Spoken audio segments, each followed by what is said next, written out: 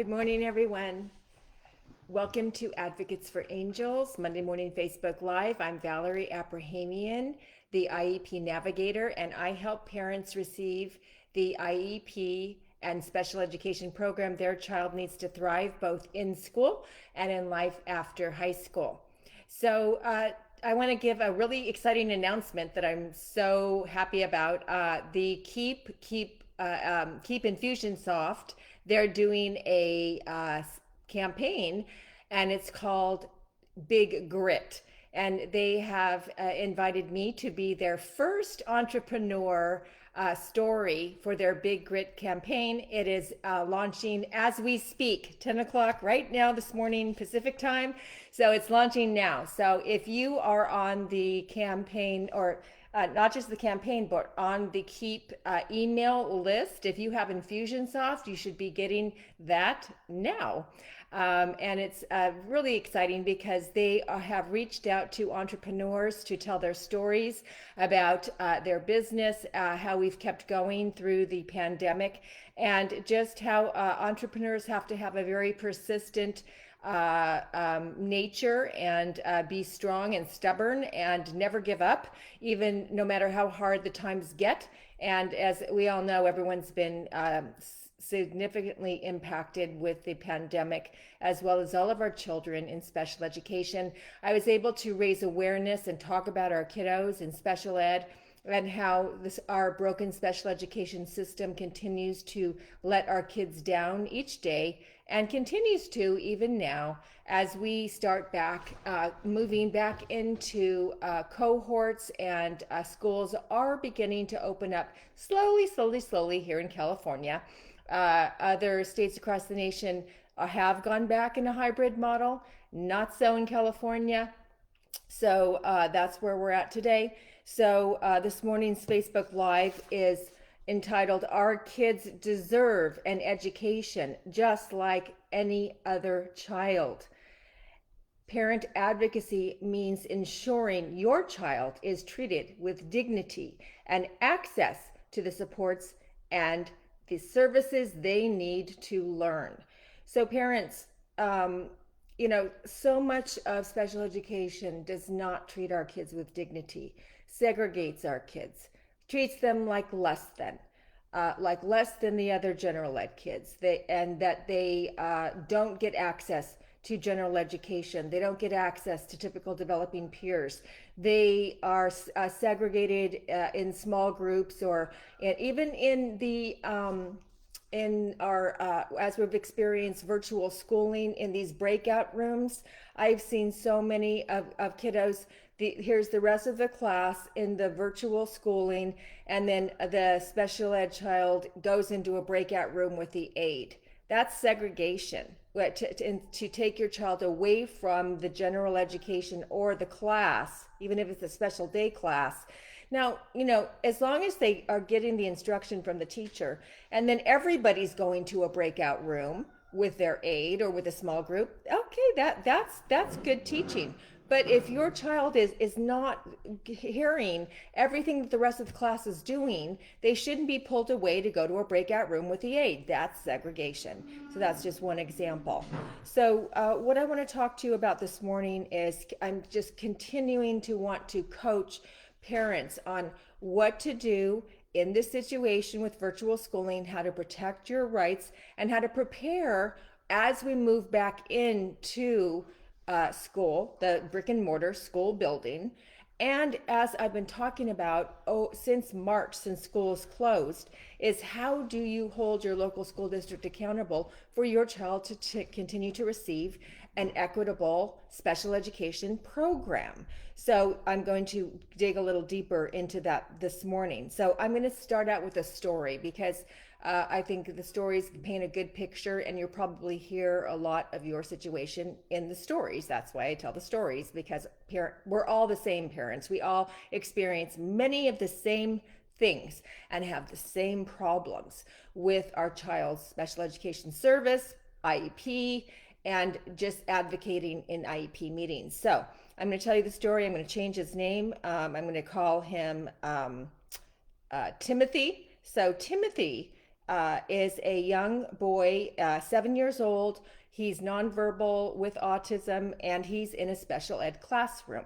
So the school district gave him an AAC device which is an augmentative communication device, which is a device that helps kids communicate when they are nonverbal. So he got that device about a year ago. And when that happens, the school district and the IEP team is their duty to make sure that every single IEP team member knows how to implement, is trained on to use that device, and that device is used in all environments, no matter where the child is, including in the home. So training of the parents is to be provided, because that's the only way it works when you teach a child how to use a communicative device. Has that happened? No, it still hasn't happened. Nobody's trained, they're not using it. Even the SDC teacher is not saying, Theo, get your communication device so you can answer a question. Theo, get your communication device. So when all the other children say, good morning, Mrs. Smith, how are you today? Theo can go on his communication device and say, good morning, Mrs. Smith, how are you today? Is that happening? No, it is not. That's one example. Number two, Timothy is constantly pulled into a breakout room with his aide, and the teacher is not teaching him and including him in with the rest of the class. So that again is segregation. I talked about that a little bit earlier. Every teacher is the teacher of every child. Even when you have a non-public behavior aide like Timothy has, because I advocated for him to get to a non-public, which is a private provider, behavior ABA aide, the aide is not the teacher. So the aide doesn't sit over in the corner and teach that child while the rest of the class is doing their thing. The child is still included in the classroom with the curriculum and with the teacher, and the aide is there to address all behaviors that are impeding him with learning and accessing the curriculum, and supporting the teacher so the teacher can teach him. So that is an improper use of the aide. That has also been happening on a regular basis. The accommodations are not being implemented. The goals are not being worked on. In fact, for the past 3 years, he has not progressed towards his goals or met his goals for the past 3 years. So this is a big problem, because this is happening to kids all over. So if it's happening to your child, let me tell you what you can do. Now, these steps I'm going to tell you what to do, these are the same things that if you went to hire an attorney, this is what an attorney would tell you to do. Because this is how attorneys win fair hearings, and this is how advocates win outside of litigation. So this is what you need to do, parents. So when I've been talking about since March, I've been saying, document, document, document. Take your logs, take your videos, write your journals every day. And this is when you hire an attorney, this is what they tell you to do.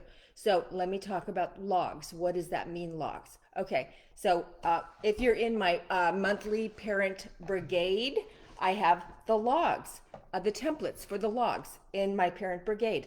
I have templates for the to take your data collection in the parent brigade. I have all the templates for all of these steps that I'm going to tell you in the parent brigade, and I also coach you on your own individual child in the parent brigade.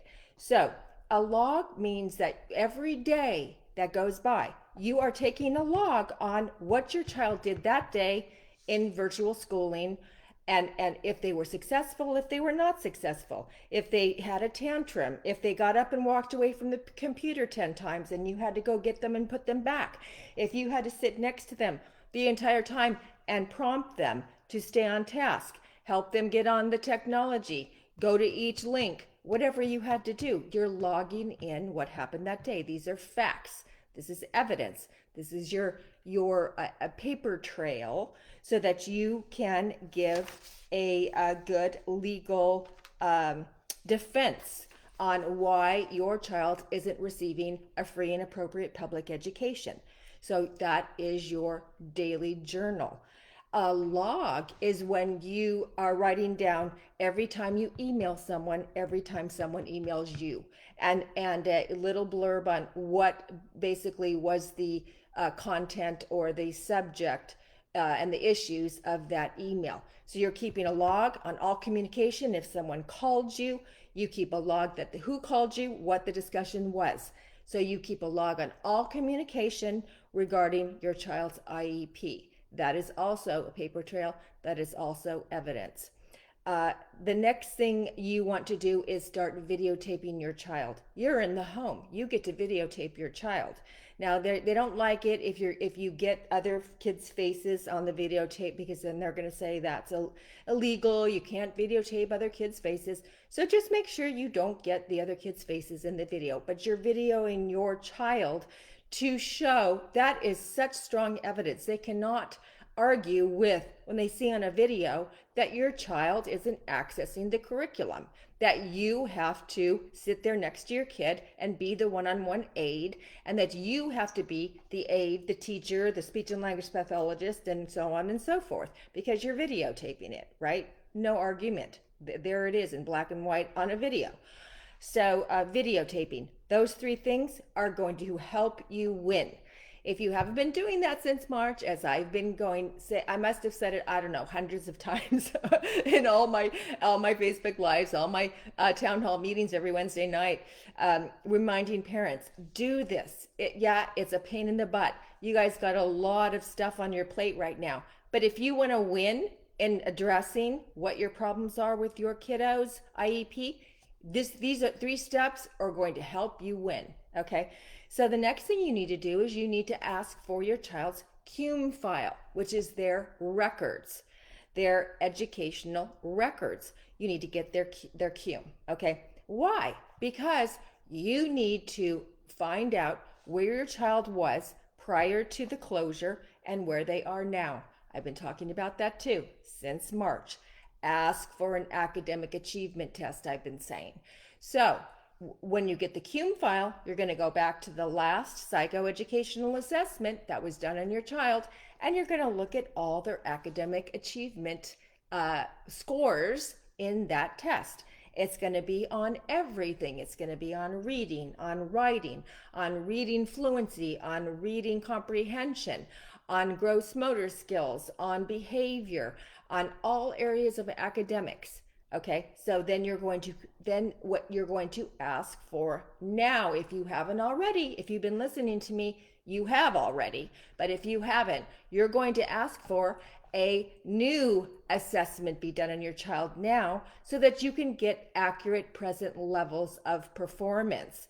And then when you get those new scores, you're going to compare the new scores now to the scores from your last your last assessment, psychoeducational assessment, and you're going to see if your child has regressed. Now, let's say if it was been a long time and the last time you got a psychoed assessment was 2.5 years ago.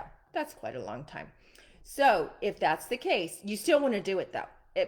But what you also want to do is you want to look at your child's last present levels of performance in the last annual. So in your annual, at the very beginning, it's like the second or third page, it says present levels of performance, of academic performance, PLOAP, and you're going to write down, there's the present levels of performance right there, which you can then compare to the new scores you're going to receive in your new psychoeducational assessment that you're going to ask for. Now, if your case carrier did a lousy job writing the present levels of performance, that's going to be a problem, because this is something for you to be aware of, parents. When they give you your present levels of performance in your IEP and go over it, if it's a real general, if it's not specific, if it doesn't tell you what your child's grade level is in reading, what their grade level is in comprehension, what their grade level is in writing. There are grade levels, parents, and they won't write it in there. And guess why not? Because then it's going to show that your kid's 2 years behind, 3 years behind.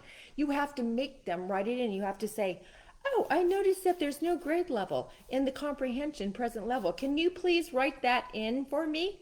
The same goes for your baselines on your goals. On your baselines on your goals, it better say, what is your child's grade level that they're working at right now so that you know in 1 year they're going to make progress. Because otherwise, it's so arbitrary. You don't know if your kids made progress other than just meeting that goal they wrote, but did they really make progress towards the remedial gap, closing the remedial gap? You won't ever know unless you know what your child's true present levels of performance are. So start being aware of that, parents. So now, what we're going to do with our little kiddo Timothy that I was talking about is that parent has gathered her evidence since March. She's been taking her logs, she's been taking her journals, she's been taking videos, and we are now presenting it to the IEP team, which we are pretty much close to completing doing. We have already, that mom has already, we've given notice to the district that that parent is taking her child to a private school to get his education because the school district is failing to give him an education, failing to give him a free and appropriate public education, FAPE, which is mandated by IDEA for every student on an IEP. A free and appropriate public education means it's free to you. You don't pay not one penny to educate your child. They must meet your child's needs, and that's every need that impedes them from learning and from accessing the general education curriculum. So we already gave them notice, and you have to give the 10-day notice to your district if you want to be reimbursed for taking your child to a private agency. We gave them the 10-day notice.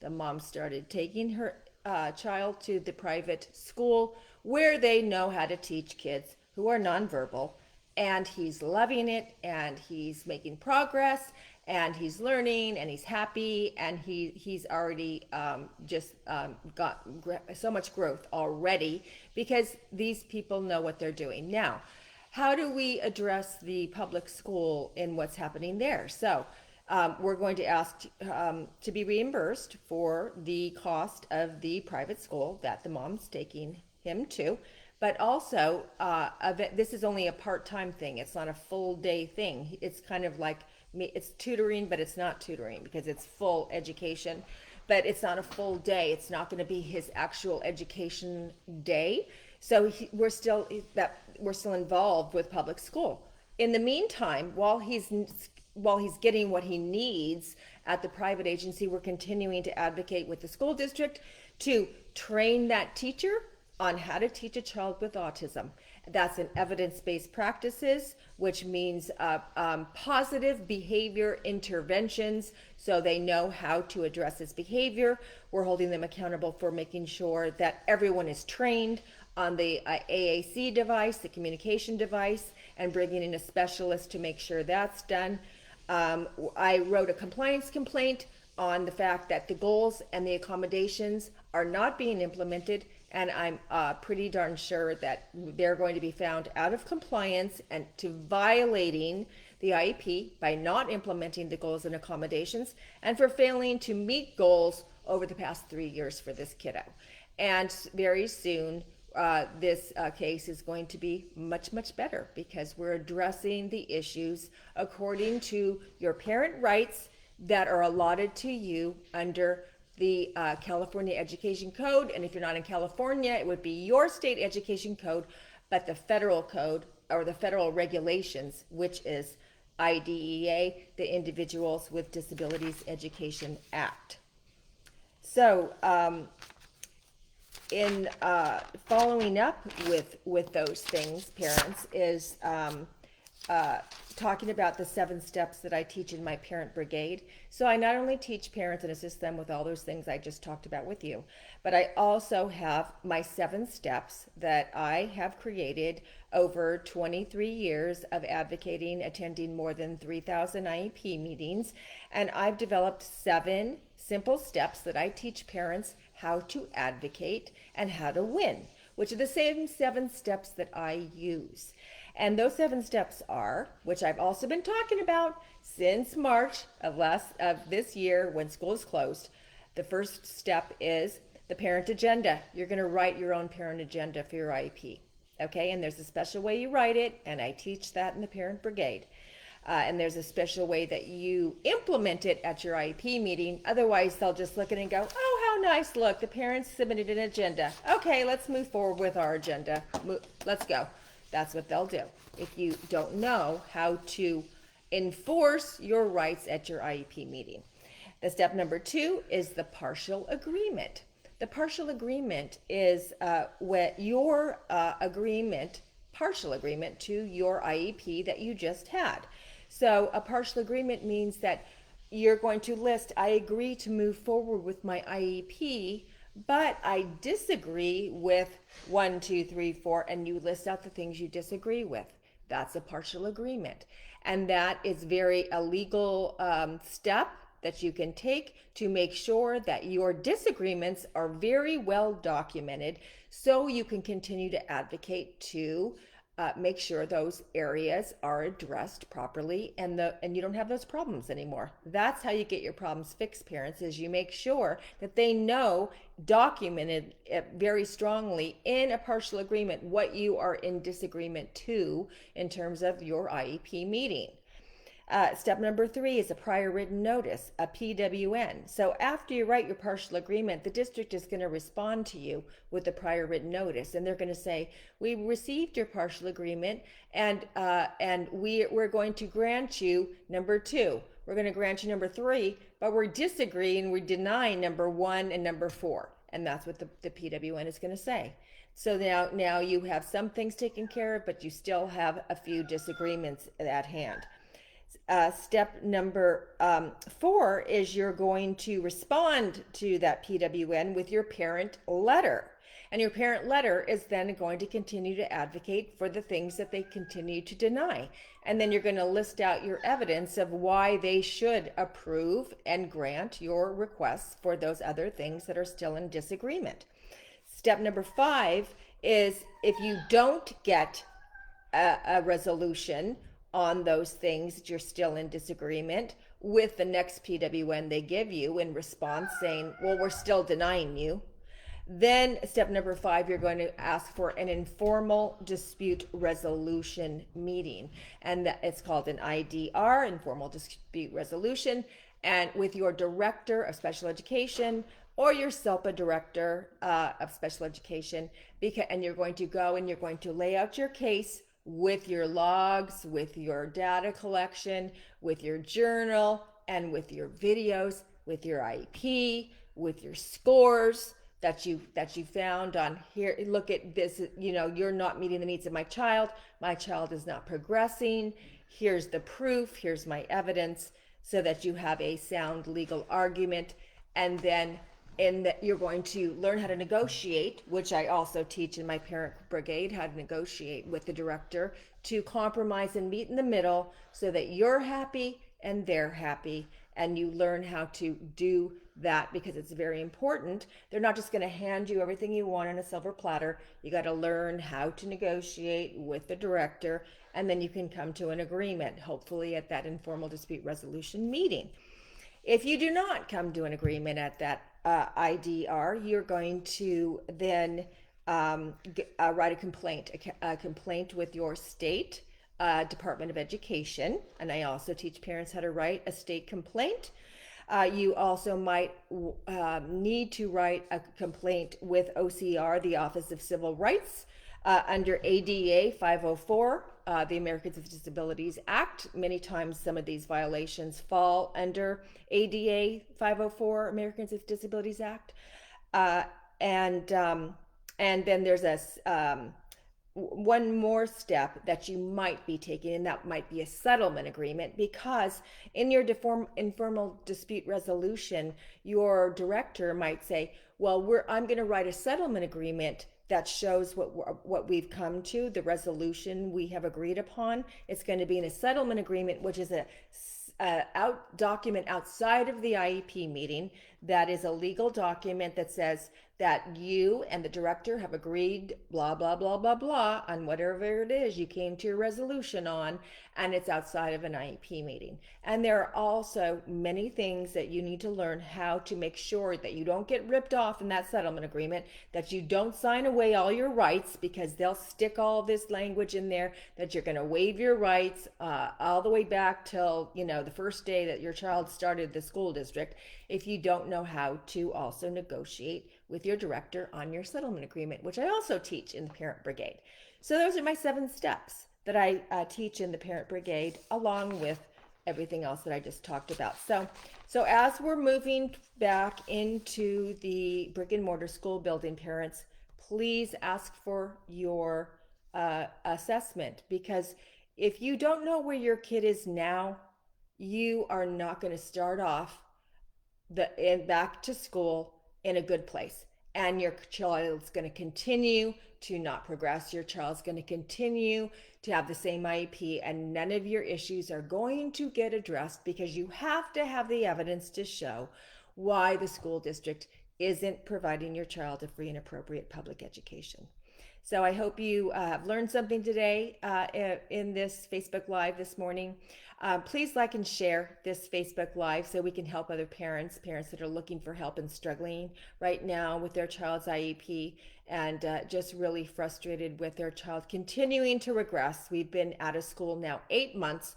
Our child has not received an education. Kids are continuing to lose skills, and many parents just don't know what to do. And I'm giving you the steps on this is what you need to do. Now, if you want to have more help, and I think every parent listening to this should be joining my Parent Brigade. It's $20 a month for the first month, parents.